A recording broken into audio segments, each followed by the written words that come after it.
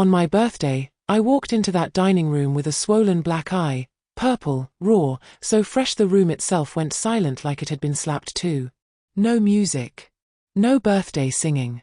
No sound except forks quietly being lowered onto plates as every cousin, auntie, church friend, and neighbor turned to stare at me.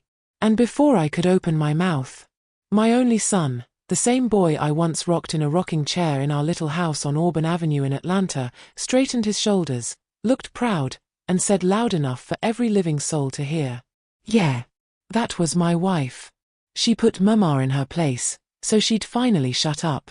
His wife, my daughter-in-law, Destiny, didn't even look embarrassed. She smirked. Like she had just won something. Like I was the villain who finally got what I deserved. And that was the moment my big brother, my blood, who had been sitting quietly at the far end of the table, slowly rose from his chair and started walking toward my son. I didn't know if he was about to kill him or save him. My name is Lorraine Carter.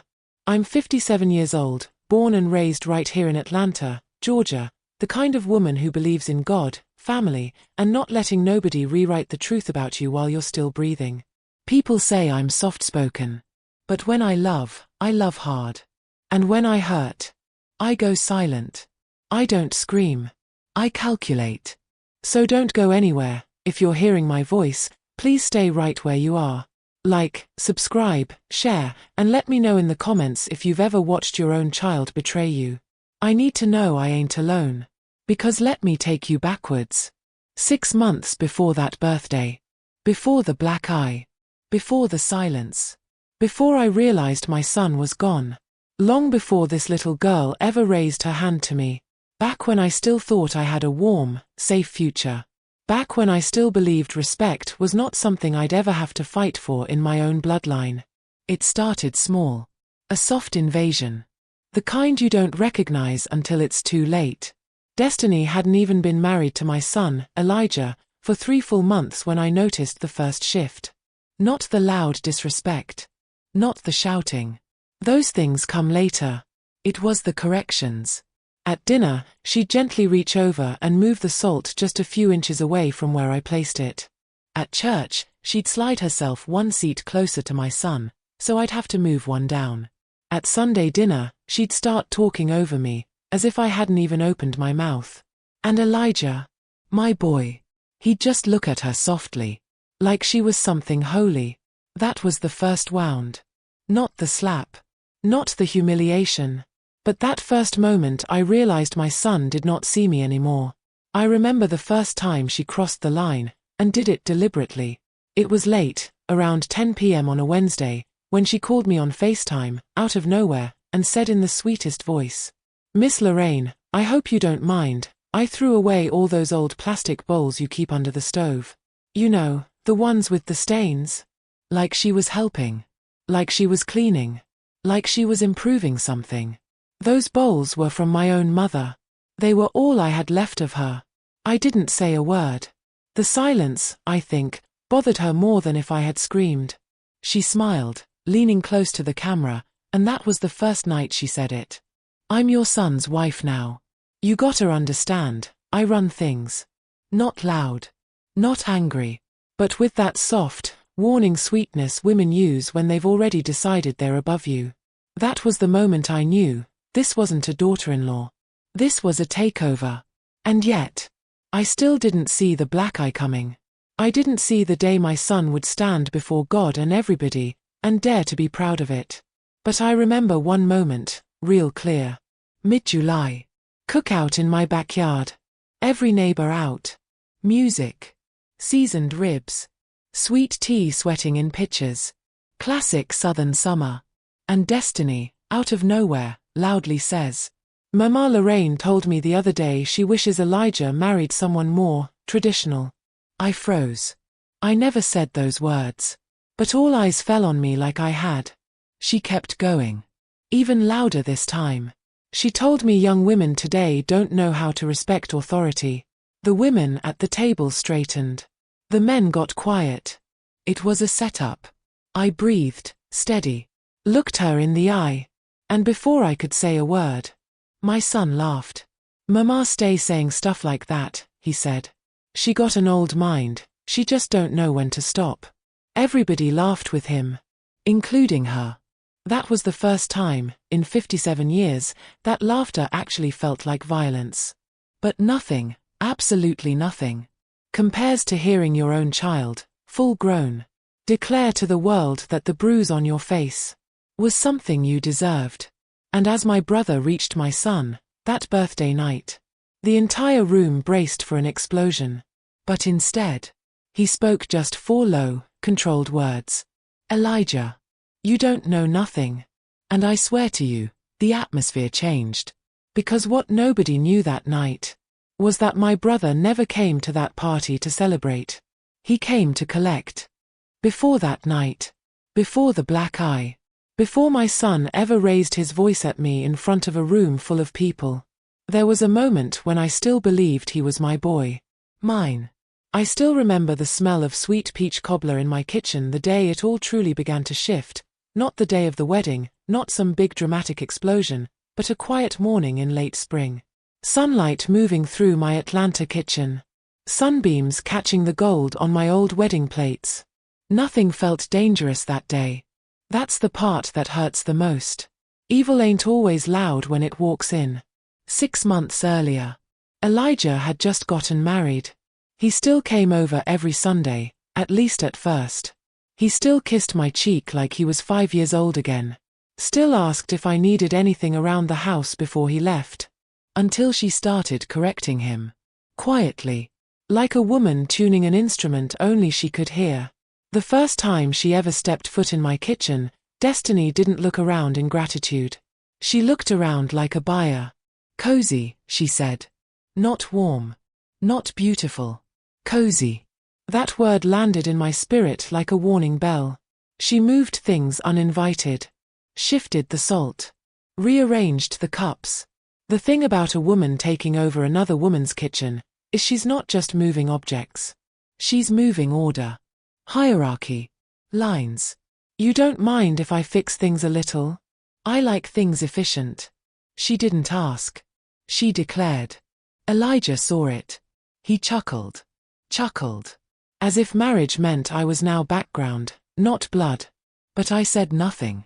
Not because I was scared, but because I was studying. Weeks passed. She became a shadow that moved faster than I could speak. Canceling weekend dinners Elijah had confirmed with me. Changing his schedule before I even knew it existed.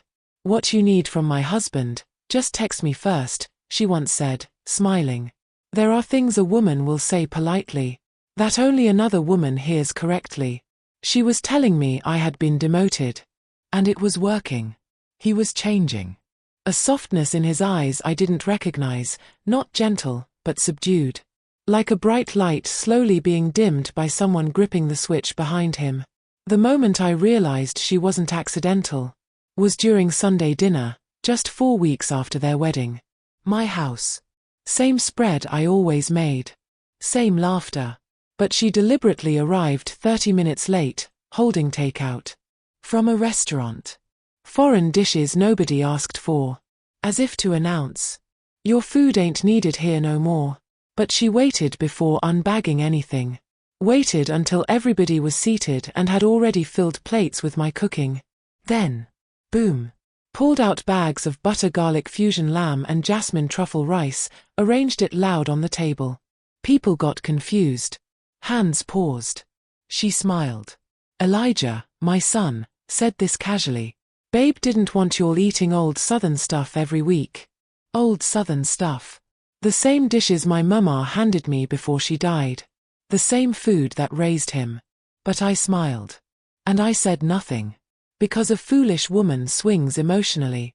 But a wise one waits for the full picture to reveal itself. It got colder.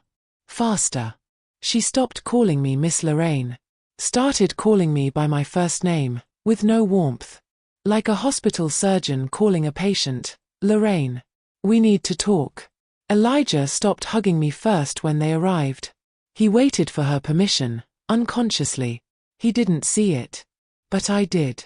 The switch of leadership. The psychological kneeling she was training him into. Then came the night that told me I was in trouble. A family gathering at my brother Samuel's house in Decatur. My older brother, known for being quiet until he not. Destiny performed sweet, soft voice, clear lies. Everybody thought she was precious. Until she slipped. "Your mama just gotta learn not to interfere," she said, to Elijah, thinking I wasn't in earshot. Add this, she didn't whisper. She said it casually. Like it was already truth. Already established. That was the moment she believed she'd already won. I didn't confront her. Not that night. But on the drive home, Elijah didn't speak until halfway across 85 South. Then he said it. The sentence that cut deeper than any future bruise. "Just don't embarrass me in front of my wife." Not, "Mama, you okay?" Not, "She didn't mean it." Not, "I'll talk to her." "Don't embarrass me." The undertone, "She comes first now." He didn't say it in hate. He said it like it was logical. Normal. An instruction, new law. That was the night I stopped being naive. Not broken. Awake. Because now I knew, this wasn't a girl who just wanted love. This was a woman who wanted territory. Bloodline territory. Eldership authority. Legacy control. And she was going to take it. Even if she had to erase me to do it. But she had made one mistake that day. A silent one. My brother Samuel had heard her too. And unlike me. He don't believe in waiting. He walked me to my car that night. Didn't say much. But just before I got in, he looked me dead in my eyes. "Lorraine. If she ever crosses the line, call me. Don't hesitate." I didn't know yet that I would. I didn't know I'd be dialing his number with a black eye. But that night, I finally understood something I had ignored for too long. My son wasn't leading his marriage. He was being led. And the woman holding the reins, she wasn't done yet. The strange thing about betrayal is, it don't always come with screaming. Sometimes it comes quiet. Like a still room holding its breath before a storm. In the weeks after that night in Decatur, the conversation in my brother Samuel's driveway, I moved differently. Not desperate. Not angry. Observant. Elijah and Destiny still came by my house every Sunday, but the energy was different now. She no longer hid her corrections, she wanted me to see them. She started calling Elijah by new pet names in front of me, names I had never heard. Names that didn't sound like love. They sounded like possession. Eli. Baby. Listen to me. Not soft. Directed. And my son followed. Not blindly. Willingly. That was the part that cut deepest. The shift became undeniable on a Tuesday evening. Not Sunday. Not family day.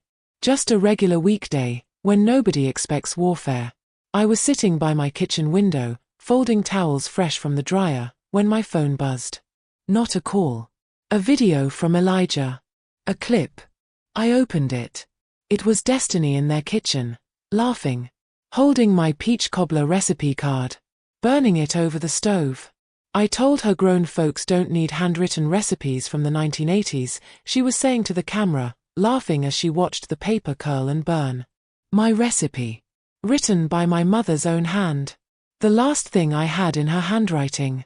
She looked directly into the camera, at me, and said, "Say bye-bye to generational clutter." And Elijah was laughing behind the camera. Laughing. I didn't cry. I didn't yell. I didn't text back. I simply closed the video. Then I went to my bedroom closet, pulled out the cedar box under the quilts, and unlocked it. Inside was my mother's Bible. Worn. Fragile. Sacred. And as I opened it, a folded handwritten note slipped out. Her handwriting. Steady. Wise. Beautiful.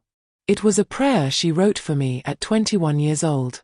When the people you raised forget who you are, may God remind them. I closed my eyes.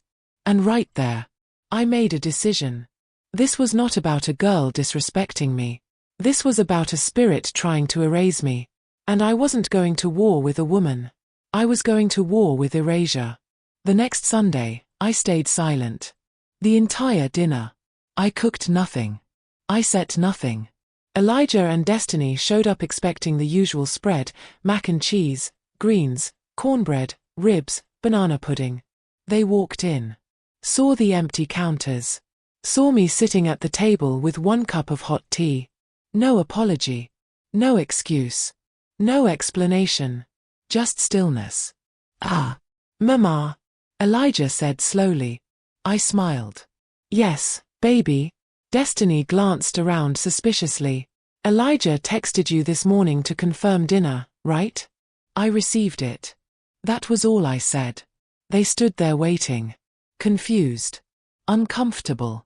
I took a slow sip of tea. Elijah tried again. "Everything okay?" I nodded. "Of course. I just realized something." "What?" Destiny asked sharply. I turned my eyes toward her. "I've been making the mistake of feeding people who don't consider my food necessary." Silence. Not awkward silence. Convicting silence. Elijah opened his mouth. Closed it. Looked at Destiny. She looked annoyed. Not guilty. Annoyed. She exhaled. "We didn't mean." "Oh, I know," I said gently, cutting her off. "That's why I'm correcting it now.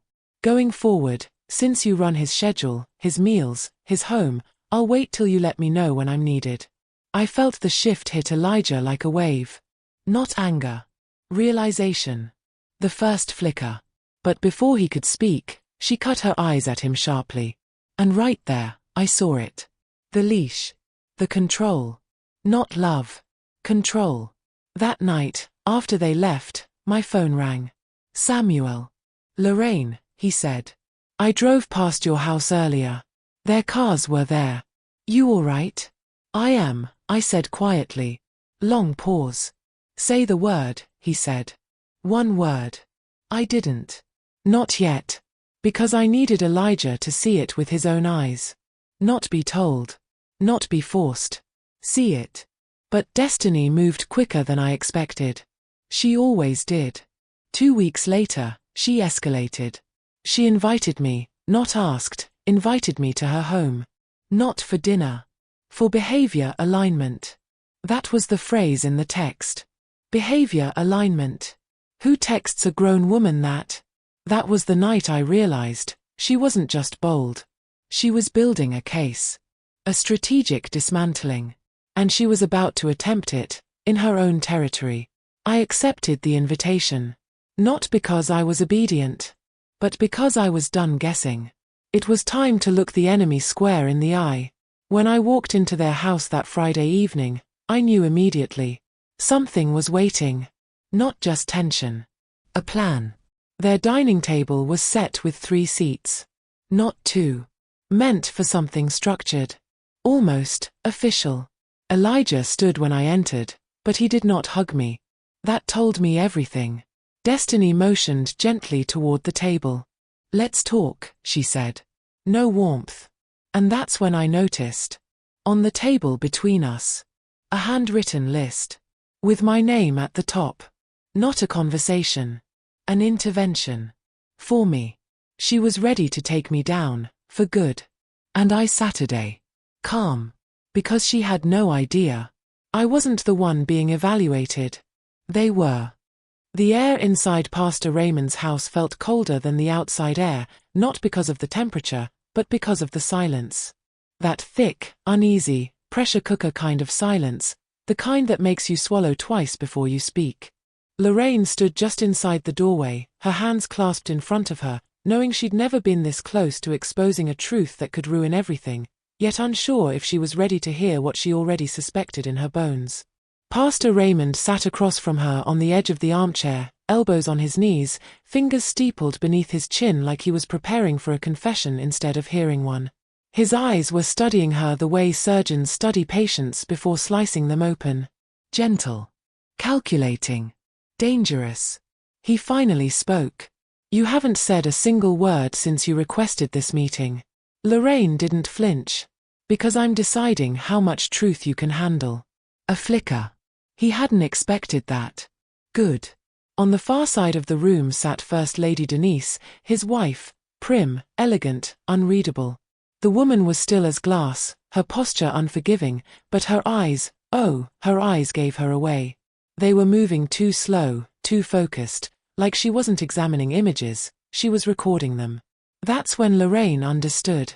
Denise already knew something was wrong, she just didn't know how much. I'm going to tell you how everything began, Lorraine said calmly, voice steady.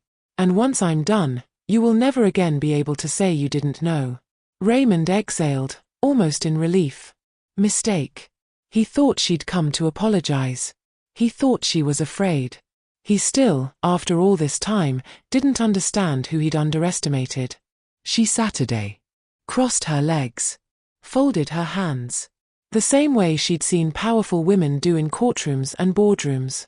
I met Jerome on a Wednesday, she began, at a bus stop in Philadelphia. It was raining. Raymond's eyes closed. Memory. Nostalgia.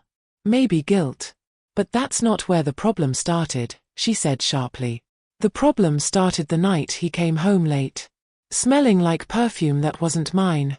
Raymond's eyes opened. Slow. Aware now. But even that wasn't the worst part, Lorraine continued, tone tightening. The worst part was who he told me was in the room with him. Raymond didn't move. Denise blinked for the first time. He said. Lorraine paused. Let tension breathe. You, Pastor Raymond. It was silent. Not even spiritual, holy silence. The kind of silence that's scared. The kind that asks, did she just accuse the pulpit itself? Lorraine leaned slightly forward. I didn't believe him at first. I defended you. I said, my pastor would never. But then, things kept happening. Late meetings. Phone calls answered in the hallway. His excuses got weaker. And your eyes, every Sunday, stopped looking at the congregation, and started looking everywhere else. Raymond inhaled, but it wasn't the breath of a man of God. It was the controlled breath of a cornered politician. Denise shifted. Her first real movement. Not panic. Not defense. Calculation. Lorraine didn't blink. So before I ask the next question, I'm going to say this once, and only once. She softened her voice. Not weak, lethal softness. The softness before a blade is drawn. If you're going to lie to me, I need to know now. Because after this moment, I won't be able to forgive it. Raymond finally leaned back slowly. Calm. Too calm. What is it you want to know, Lorraine? Lorraine's voice lowered. Did you ever guide him? Counsel him? Influence him? To keep me silent? Another silence. A dangerous one. This wasn't gossip anymore. This was conspiracy. Raymond didn't answer. But his silence, that specific silence, was his answer. And Lorraine smiled. Very small. But deadly. Thank you, she whispered. That's all I needed. She rose from her seat. And just as she reached the door, Denise finally spoke. Lorraine. The tone stopped her in her tracks. Low. Controlled. Loaded. If you walk out that door, things will never be the same. Lorraine turned, but slowly. Good. Then for once, something might finally change. She stepped out before either of them could speak again. If you're hearing this right now, tell me in the comments, have you ever walked into a room already knowing the truth, but just needing them to prove it to you? Because that's exactly what she just did. The sky was still grey when Lorraine pulled into the parking lot of the church at 6:14 a.m., long before anyone was scheduled to arrive for intercessory prayer. The air had that still, pre-sunrise chill, the kind where the world hasn't quite decided if it's safe to wake up yet. She parked beneath the only flickering street lamp, hands resting on the wheel longer than necessary, because she wasn't praying. She was preparing for war. She didn't come to expose him. Not yet. She came to observe him when he wasn't wearing the performance. The office version of this man. The spiritual, or the monstrous, one. She already knew which she expected to see. She swung the door shut quietly, heels clicking once against pavement before she adjusted, too loud. She switched to walking on the backs of her heels. Silent. Strategic. Her mind was sharper than anger now. She was past pain. Past shock. Past pleading. This was clarity. The kind of clarity people confuse with coldness, but it was actually discipline. She moved down the hallway, lights dimmed, doors shut, stained glass filtering blue morning light like it wasn't sure if it had permission to shine fully yet. Then she heard it. A voice. But not praying. Not praising. Whispering. Male. And, laughing. Not joyfully. No. That soft arrogant laugh men only use when they think they've already won. She froze, then leaned into the corner, and saw him. Not Pastor Raymond. Jerome. Standing outside the pastor's private office. Phone in hand. Hand on the wall above the door like he owned territory. Talking low. Talking bold. Talking like a man not afraid of being caught. Lorraine's lungs tightened, not with betrayal, but calculation. He wasn't scared enough. He wasn't hiding enough. Which meant there's something, or someone, making him feel untouchable. I told you, it's handled, Jerome said into the phone, voice barely above breath but clear. She ain't going nowhere. I got her right where I want her. Silence on the phone. Then, he smirked. Trust me, she too scared to do anything. Especially after last night. Last night. The bruise that was now swallowed under concealer flashed in her mind. He thinks I'm still afraid. Good. Let him. She stayed hidden, every muscle still, because timing was currency now. Jerome chuckled softly into the call. And the money? It's coming. Don't worry about Pastor Raymond's wife, she still thinks she running things. We 3 moves ahead of her. 3 moves ahead. So it wasn't just Jerome. Not just the pastor. Something else was happening. Someone else. Before she could blink, the office door opened. Not Raymond. Denise. Wearing silk. At 6 in the morning. Not church attire. Not prayer attire. Lorraine did not move. Did not breathe. Denise didn't see Jerome, she heard him. She didn't smile. She didn't frown. She simply handed him something small and black, like a keycard or coded device, without looking him in the eye. Without exchanging a single word. Then she walked away as if it meant nothing. And that was the moment Lorraine understood. This wasn't an affair. This was an operation. And she was never the target. She was the liability. Jerome ended the call. Slipped the object into his inside jacket. Lorraine didn't reveal herself. Not yet. Instead, she backed away, silently, slowly, until she was far enough to breathe without sound. Because the worst thing you can do in a war is announce your awareness before your strategy is in motion. She walked back toward the entrance. Every step measured. Every breath training itself not to tremble. By the time she reached her car, she had made her decision. She wasn't going to survive this. She was going to end it. But first, she needed one thing. Proof. Not emotion. Not suspicion. Not memory. Receipts. And the one person who could help her get it wasn't holy, pure, or righteous. He was dangerous. But today, danger was her only ally. Lorraine didn't go home. She didn't go to the police. She didn't call a friend. She drove to the one place she swore she'd never return to, not after what happened 19 years ago on that August night nobody in Detroit dared to speak about anymore. But she remembered the address by heart. 3210 Chalmers Avenue. A place she once ran from. A place she now needed. She parked across the street, staying inside the car for a full minute. Her fingers rested on the ignition key, but she didn't turn it off. She wasn't scared, but she respected the gravity of the door she was about to reopen. Some doors, once cracked, could never be closed again. Across the street, a man sat on the porch, looking half asleep, but Lorraine knew better. Malik. He didn't move. Didn't even pretend to be surprised. He just leaned forward, forearms on his knees, eyes finding hers without looking like they moved. You must be real desperate, he said, voice flat, not welcoming, not hostile either. Lorraine finally turned the engine off. Yes, she answered plainly. I am. She stepped out of the car, slowly. Hands visible. Like she remembered. No sudden movements. Malik didn't stand up. Didn't blink. Didn't smile. You know coming back here means you already crossed the line, he said. Ain't no undoing that. I crossed it this morning at 6:17 a.m., she said. I'm just here for the weapon. Malik's eyes narrowed, approving. Not shocked, but measuring. Whose head? He asked quietly. Jerome. No hesitation. The porch went silent. Something moved like a shadow in the window behind him.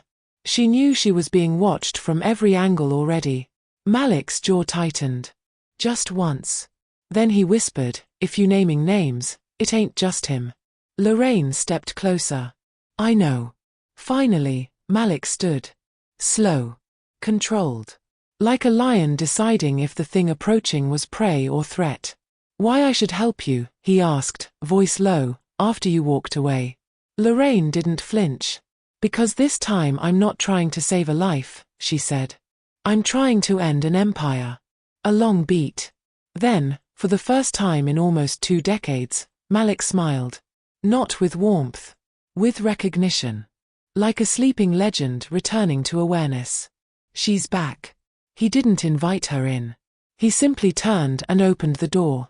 That alone was enough. Inside, nothing had changed.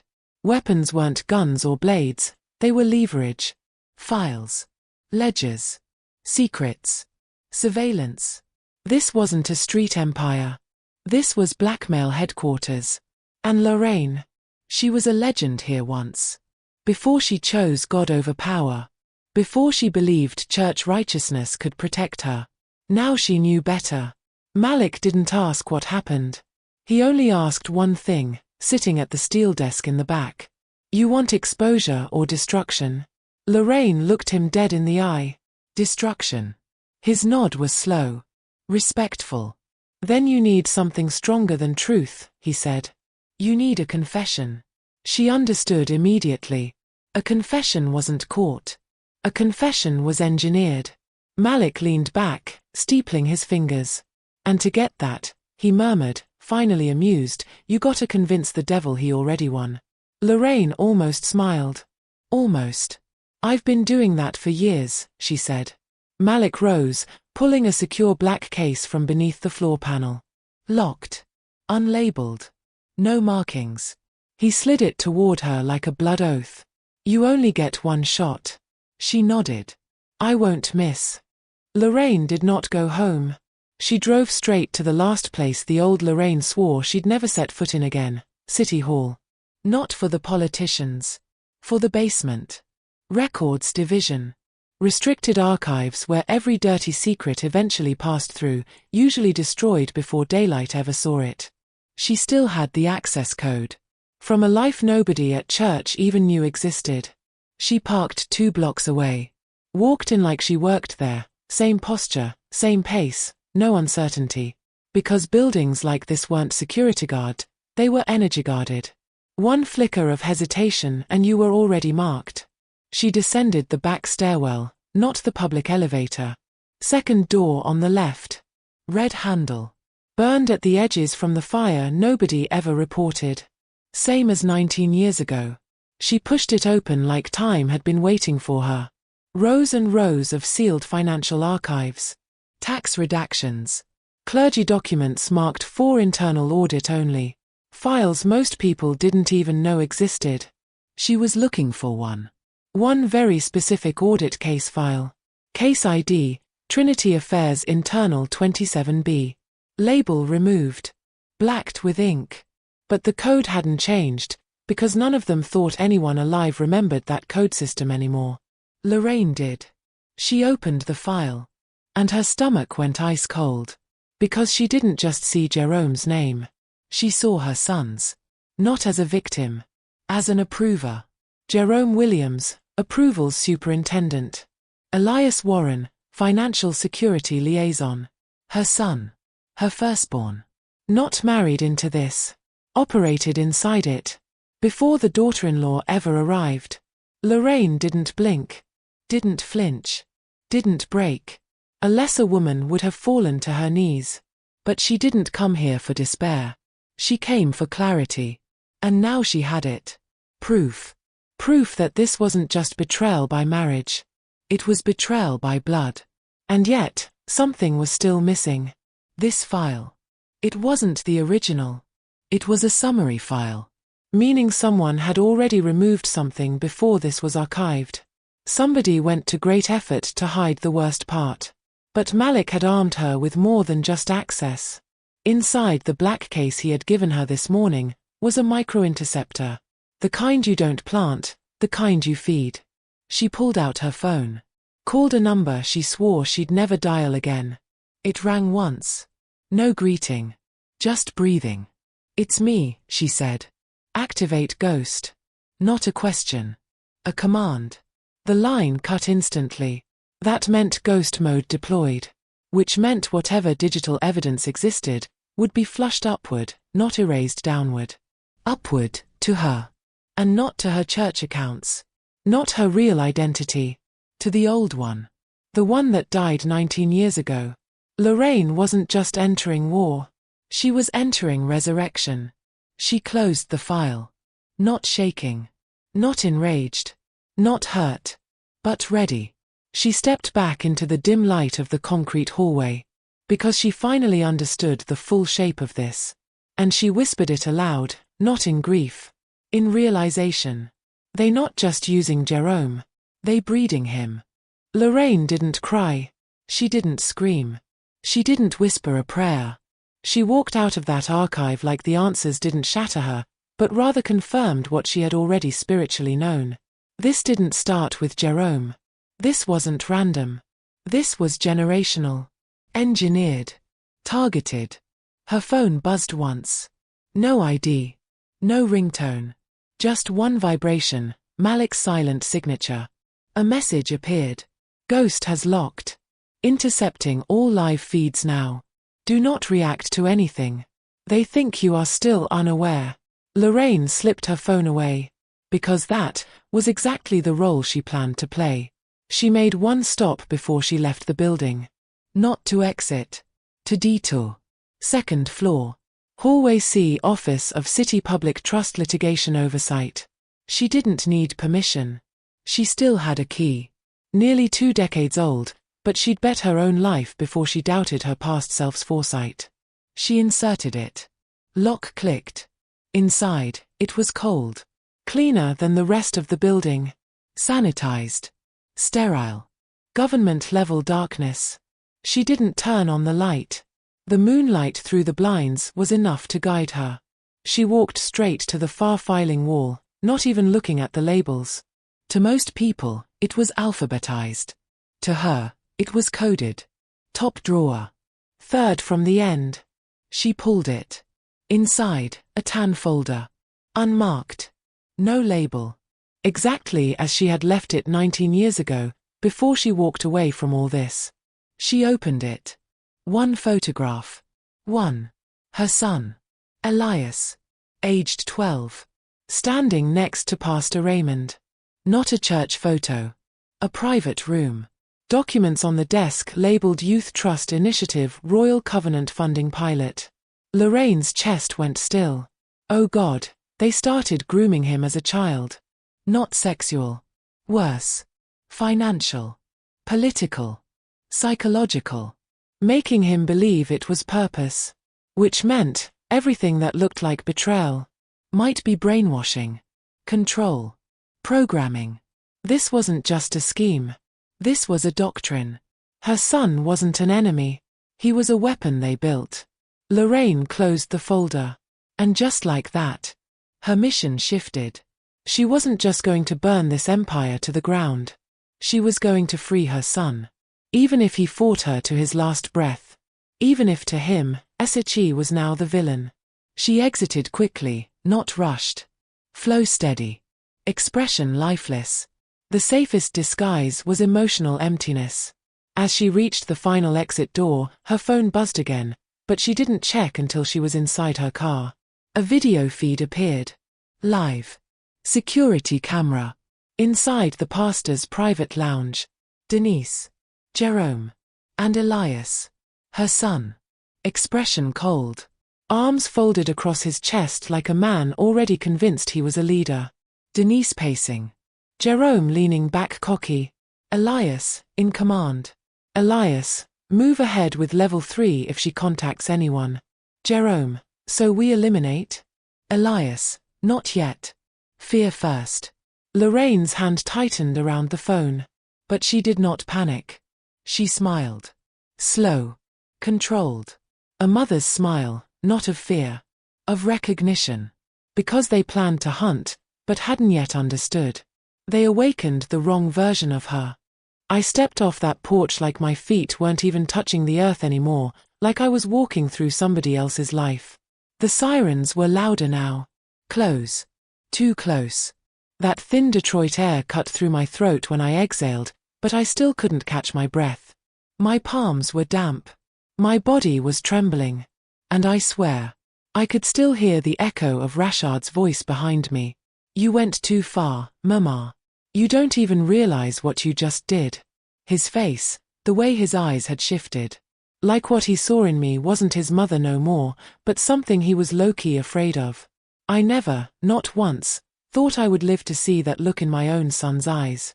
My steps were slow but heavy as I moved toward the edge of the porch, that old wood groaning under me like it, too, could feel the storm coming. I glanced back at the house through the front window, light spilling from the kitchen like a crime scene glow, and there she was. My daughter-in-law. Standing behind the curtain. Smirking. Like she had already won. Like police sirens meant my life was ending, not hers. And in that second, I knew damn well she was the one who called them. Not Rashard. Not my brother. Her. The street lamps across the road flickered, casting an eerie gold haze over the pavement. Empty. Dead quiet. Detroit 11 p.m. quiet, where folks know better than to step outside unless they part of the mess. A chill slid across the back of my neck. I wrapped my arms around myself, not from the cold, but from the sudden understanding that once those sirens turned that corner, it was too late to undo anything. The way Mama's voice cracked when she yelled my name back in that kitchen still echoed in my ears. Elaine. Don't go out there. But I didn't turn back. Because if I turned back, if I looked into my mother's eyes right then, I might have broken. And I refused to break. Not after what that girl said to my face. Not after what she did to my granddaughter. Not after Rashard dared to tell me I was out of line in my house. I made it down the last step, and that's when the wind shifted. And I heard him. Elaine. Slow. Deep. Controlled. Dangerously calm. I turned. My brother, Isaiah. Standing in the shadows of that street lamp like he'd been there this whole time. Still in his funeral black from Mama's church service earlier, suit jacket in his hand, expression unreadable. Except his eyes. His eyes were burning. Not with rage. Not even with shock. But with something worse. Recognition. Like he'd seen this woman before. This version of me. And knew exactly what came after her arrival. My voice barely came out. Zay. He stepped closer. Not fast. Measured. Like he was approaching a live bomb. Don't say another word, he murmured. Not a question. A warning. My throat tightened. The sirens cut through the wind again, closer now, maybe 3 streets away. The soft rumble of engines under it. I knew they were coming for me. I knew she made sure of it. My jaw clenched. I'm not gonna let that girl destroy my bloodline. He looked straight into me. Did not blink. That's exactly what she wants you to do. His voice was low. Lose control. So they take you away. For good. My heartbeat roared in my ears. She hurt my granddaughter, Isaiah. I know. She been turning Rashard against me for months. I know. She humiliated me. I said. I know. Something in his tone sliced the air clean in half. My mouth closed. He took one more step. Shadows carved into the hard lines of his face. And there, just for a slot of one breath, I saw what nobody else knew. He already knew everything. More than me. More than Rashard. More than any of us. Elaine. His tone lowered. Listen to me very carefully. What you think is happening in that house is not what's really going on. The hair on my arms rose. What are you talking about? His jaw flexed. I need you to stay absolutely still, And do not turn around. My instincts rebelled instantly. I started to turn. Elaine, don't. But I had already turned. And at the kitchen window, that wife of my son was no longer smirking. Her face was pressed to the glass. Terrified. Mouth open. Looking not at me, but at something right behind me. And then I heard it. A soft click. Metal. Directly at the back of my head. And a voice I knew. A voice I trusted. Whispered one sentence into my ear. Elaine, don't scream. This ain't about you. That cold ring of metal at the back of my head felt like ice sinking straight into my spine, but when that voice whispered, Elaine, don't scream. This ain't about you, something shifted inside me. Because it wasn't fear I felt. It was recognition. I knew that voice. Slowly, painfully steady, I raised my hands just a little, breath trapped in my chest. Isaiah, I whispered. He didn't answer. But I suddenly understood. The voice behind me wasn't my brother's. It was my son. Rashad. Except, that wasn't how he ever sounded before. His tone was flat. Hollow. Controlled like stone with no soul behind it. And in that moment, one terrifying second of razor clarity, every small thing from the past year snapped into place like broken glass rearranging itself into a mirror. I did not turn around. I just spoke. Very softly. What did she make you do, baby? Behind me, no answer. Just breathing. My brother Isaiah stood frozen under that streetlight, his jaw clenched so tight the veins rose in his neck, not in fear, but in fury so heavy it looked like it hurt him to hold it. Through the kitchen window, my daughter-in-law was still watching us, her face white with fear now, not at me. At Rashad. Her hand slapped against the inside glass like she wanted to scream, but no sound came out. That's when I knew. That girl wasn't the mastermind. She was scared too. Put it down, Rashad, Isaiah said finally, voice low, deadly calm. That ain't your thought in your head right now. That ain't you. Rashad didn't move. Didn't breathe different. Didn't shake. Just said, with dead certainty, you should have stayed out of it, Memar. Right then, police lights shattered down the street like fireworks bursting open the silence, bleeding blue and red down the asphalt. But Rashad didn't even flinch. And that terrified me more than the gun. Rashad, I whispered, voice shaking for the first time since all this began. Baby, look at me. You hear me? Silence. Baby, this ain't you. I don't know what poison she fed you, but it ain't real. You know me. You know me. And then, so slight it barely existed, I heard his breath hitch. Just once. Human. Isaiah saw it too, and he stepped forward. Slow. Calculated. Hands lifted. Son, he said quietly, if you pull that trigger, the person who wins ain't even here. A long pause. Then, Rashad whispered something so faint I almost didn't catch it. She said you was gonna take the baby from us, said you called CPS, said you was gonna make me lose my family. And suddenly, the last year unraveled with sickening clarity. The secrets. The distance. His anger. She had been feeding him lies. Poison. But, not just her. This unraveling went deeper. Because at that moment, Isaiah didn't look surprised. He looked confirmed. And I understood. There was someone else. Someone higher. Someone she answered to, too. Right as sirens screamed around the corner, my voice came out sharper, stronger, fiercer than before. Look at me, Rashad. Silence. Then, slowly, like a possessed man fighting chains inside his own mind, he turned. The cold barrel lowered a fraction. His eyes, once glassed over and cold, flickered. Just once. Human again. Just one fragile second. Then everything exploded at once.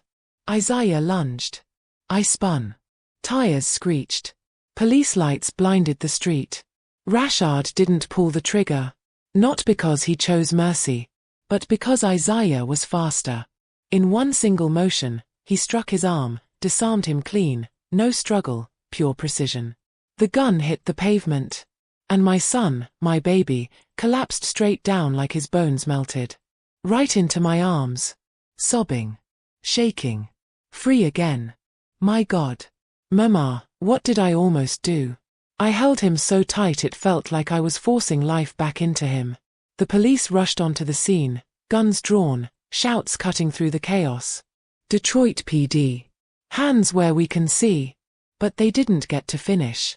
Because my daughter-in-law burst out the front door screaming like the devil himself was inside, tears streaming down her face, pointing behind them toward the house like she was warning them of something else entirely.